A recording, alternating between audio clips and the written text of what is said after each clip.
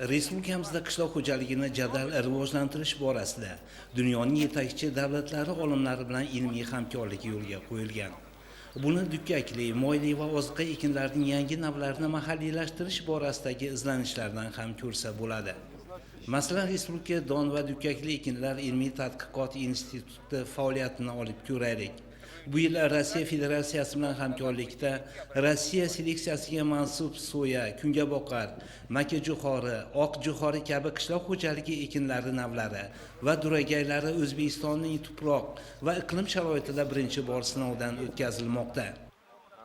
Hukumatlararo kelishuvga binoan Rossiya Federatsiyasi Qishloq xo'jaligi vazirligi hamda Respublika Qishloq xo'jaligi vazirligini ikkala vazirlikning kelishuviga binoan mana shu 2018-yilda noan'anaviy ekinlar soya, kungaboqar, makajo'xori, oq jo'xori va boshqa ekinlarni Rossiyada eng yuqori hosil hisoblangan sortlari va gibridlarini respublikamiz sharoitida o'sish va rivojlanishi va undan bo'ladigan hosillarlik bo'yicha dala kuni o'tkazish belgilangandi. Mana bugungi kunda mana shu Rossiyadan 30 dan ortiq soya navlari, 15 ga yaqin makajo'xori navlari hamda 25 dan ortiq kungaboqar navlarini, nav va gibridlarini olib kelib o'rganganimizda bizning sharoitimizda ular juda moslashganligi bilan, ularda shu hosillarning yuqori bo'lishi bilan ajralib turibdi. Eng yaxshi tomoni shundaki, bu ekinlarni hammasini takroriy qilib ekish yoki bo'lmasa shu bug'doydan bo'shagan ertaki bug'doylarimizdan bo'shagan maydonlarda ekib bemalol har bir ekin turidan o'ziga yarasha hosil olish imkoniyatiga ega bo'lib turibmiz.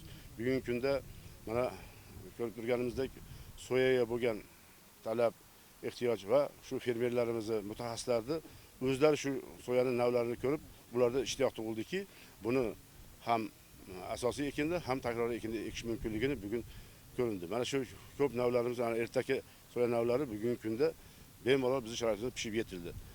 Soyani yig'ishtirib olib, o'rniga kuzgi ekinlarda, ayniqsa boshoqli don ekinlarini o'z muddatida ekish imkoniyati bo'ldi va soya ekilgan maydonlarda tuproq unumdorligining oshishi hisobiga boshoqli don ekinlaridan yuqori hosil va boshqa ekinlardan ham yuqori hosil imkoniyati tug'ildi. Rossiya seleksiyasiga mansub dukkakli, moyli va oziqabop ekinlar va duragaylarni sinovdan o'tkazish va amalga oshirilgan agrotexnik tadbirlarni o'rganishga bag'ishlab o'tkazilgan dala kuni amaliy seminarida Respublika Federatsiyasidan kelgan olim va mutaxassislar ushbu o'simliklarning navlari, ularni yetishtirish agrotexnikasi haqida keng va batafsil tushunchalar berishdi. Mazkur tajriba maydonida birgina soyaning Rossiya seleksiyasiga mansub 25 xildan ortiq nav va gibridlari ekib sinab ko'rilyapti. Ularning oldi pishib yetildi. Тот опыт, который нарабатывается в O'zbekistonning soya yetishtirishdagi tajribasi biz uchun o'ta ahamiyatli. Uning iqlim sharoiti Rossiyaning janubiy mintaqalariga nihoyatda mos keladi. Shuning uchun Rossiya tomonidan taqdim etilgan nav va gibridlarning bu yerdagi rivojlanishi bizni quvontirmoqda. Albatta ushbu o'simlikni mahalliy sharoitga moslashtirish oson ish emas. O'tgan yili soyadan olingan hosildorlik bor yo'g'i 20 sentnerlarni tashkil qilgandi. O'zbekistonlik hamkorlar bilan ishlab chiqilgan yangi agrotexnika bu yil o'z natijasini ko'rsatdi. Hozirdanoq uning biologik imkoniyatlari 40 sentnerdan ortyapti. O'tgan yilgi kamchiliklarni birgalikda bartaraf etdik. Hozir aytishga ham qo'rqyapman. Kelayotib nazar tashlagandim. Hatto iqlim sharoiti o'ta yaqin bo'lgan Kubanda ham bu yil soyaning rivoji bunchalik yuqori emas.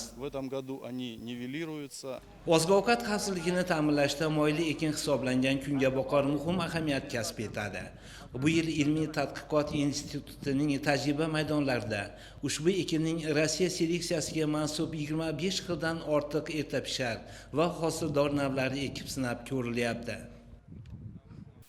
Занимаемся семеноводством подсолнечника. Biz kungaboqar seleksiyasi bilan shug'ullanamiz. G'arbiy Yevropa kompaniyalaridan qolishmaydigan gibridlar yaratish ustida ish olib boryapmiz. Bu yerda seleksiya sohasidagi 6 xildan iborat eng so'nggi yangiliklarimiz jamlangan. Masalan, mana bu navning yaratilganiga endigina 2 yil bo'ldi. Murakkab iqlim sharoitlariga chidamli. Maqsadimiz o'zbekistonlik hamkorlarimiz bilan ushbu navlarning mahalliy sharoitga mos navlarini tanlab olish. Он всего 2 года. То есть мы специально привезли В Узбекистан самые современные достижения российской селекции. Chorvachilik va parrandachilikni rivojlantirishda makajo'xor yetishtirish muhim ahamiyatga ega. Shu vaqtgacha O'zbekistonda mahalliy navlardan tashqari Turkiya, Ispaniya seleksiyasiga mansub makajo'xori navlari ekib kelinayotgan edi.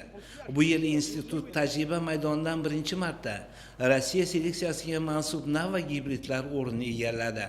Ular kasallikka o'ta chidamliligi, erta pisharligi hamda tarkibida oqsil miqdorining ko'pligi bilan ajralib turadi. Мы как бы входим в состав агрохолдинга. Biz Kuban Agroholding tarkibiga kiramiz. U Rossiyadagi 20 dan ortiq yirik qishloq xo'jaligi mahsulotlari yetishtiruvchi kompaniyalarni o'ziga jamlagan. Urug' saralaydigan alohida zavodimiz bor. Rossiya navlarining O'zbekiston iqlim sharoitiga tez moslashayotganligini ko'rib quvondik. Kelasi yildan yuqori natija bergan navlarni nafaqat O'zbekistonga, balki unga qo'shni bo'lgan davlatlarga ham yetkazib berish imkoniyatiga egamiz. Семена кукурузы. Bu yerda o'tkazilgan dala kuni ilmiy amaliy seminarda rossiyalik hamkorlar bilan bir qatorda qo'shni Qozog'iston va Qirg'iziston respublikalaridan kelgan mutaxassislar ham ishtirok etishdi. Shu o'rinda qirg'izistonliklarning ishtirokini alohida qayd etish lozim. Ular seminarda 50 kishidan ortiq yirik delegatsiya bilan qatnashishdi. Бүгін бұл жерге келіп, мына Анжан обласының бағы илимий институтының бағы атқарып атқан іштерін көрдік диқаншылықтар бойынша.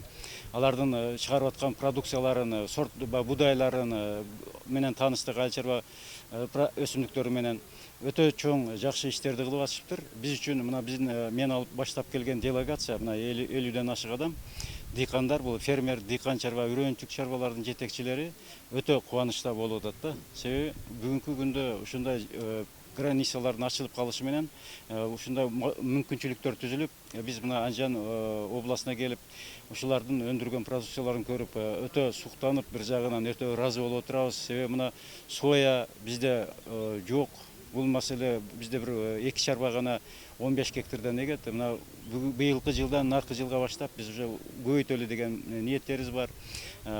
Бұдан тышқары бұл институттың бағы шығарған жаңы сорттары, будайдың сорттары менен таныштық. Аларды да көріп, bizim балдардың, мына bizim диқандар өте қызығышты. Mana shu Rossiya Federatsiyasi olimlari, seleksioner olimlari bilan amalga oshirilayotgan ishlar, Qozog'istonlik, Qirg'izistonlik olimlar bilan amalga oshirilayotgan ishlar albatta har ikki tomonlama o'zaro manfaat keltiradi. Bu faqat qishloq xo'jaligi ilmini rivojlantirishga, uni ishlab chiqarishini yana ham yuqori cho'qqilarga olib chiqishda. Qolaversa, respublikamizda oziq-ovqat ta'minotini, aholini mana shu oziq-ovqat mahsulotlariga bo'lgan talabini qondirishda kelgusida xizmat qiladi deb o'ylaymiz. Chunki hozirgi olib borilayotgan ishlar mana bizning respublikamizda demak o'sha 1 yilda 2 kerak bo'lsa 3 marta hosil olish imkoniyati bor. Hammamiz bilamiz, respublikamizda o'sha resurslar imkoniyatlari chegaralangan, masalan aytaylik o'sha yer resurslari, aytaylik suv resurslari imkoniyatlari chegaralangan. Mana shundan kelib chiqib, hozir olimlarda oldiga turgan asosiy vazifa mana shu suvsizlikka, qurg'oqchilikka, issiqqa, garmselga, hasharot va zarar kunandalarga, umuman tabiatda turli ekstremal holatlarga bardoshli navlarni yaratish. Ularning urug'chiligi bilan shug'ullanish. Mana shu respublikamizda faoliyat olib borayotgan fermer xo'jaliklarimizga mana shu saralangan urug'larni yetkazib berish va mana shu respublikamizdagi mavjud sug'oriladigan maydonlarda har bir qarishidan unumli foydalanishni o'zimizning olimimizga maqsad qilib qo'yganmiz. Hozir olimlarimiz mana shu borada loyihalar ustida ilmiy tadqiqot ishlarini olib borishmoqda. Bu yerda tajribadan o'tgan va yuqori ko'rsatkichlarni qayd etgan dukkakli, moyli va ozuqa ekinlari navlari kelgusida respublikamizning fermer xo'jaliklariga ekish uchun tavsiya etiladi. Anjonda qilingan ishlarni ko'rib juda quvondik. Bu yerda misli ko'rilmagan tajribalarga, yangiliklarga erishgan ekan. Biz Surxondaryo viloyatida mana soya bir necha yildan beri ekib kelyapmiz. Shimol rayonlarimizda yaxshi hosil olinsa-da, janubiy rayonlarda uncha o'xshamayapti. Hozir Rossiyadan kelgan olimlar o'zlaridan eshitdik. Uning navga bog'liq ekanligi, ekish muddatiga bog'liq ekanligi, uni sug'orish sistemasi ham o'ziga xos ekanligini aytishdi. Men o'ylayman, mana bu yerga seminarga qatnashganlar uchun bu juda katta foyda berdi. Bundan tashqari institut bilan hozir kelishdik. Bundan keyin hamkorlikda ishlab Bularning barcha navlaridan Surxondaryo viloyatiga olib borib, shularni kichkina maydonlarga ekib tajribalar o'tkazib, Surxondaryo sharoitiga mos keladigani keyin tanlab olishimizga juda qulay imkoniyat bo'ladi. O'zbekistonlik seleksioner olimlarning rossiyalik hamkorlar bilan amalga oshirayotgan bunday ilmiy izlanishlari kelgusida nafaqat O'zbekistonda, balki Markaziy Osiyo hududida oziq-ovqat xavfsizligini ta'minlashda muhim ahamiyat kasb etadi.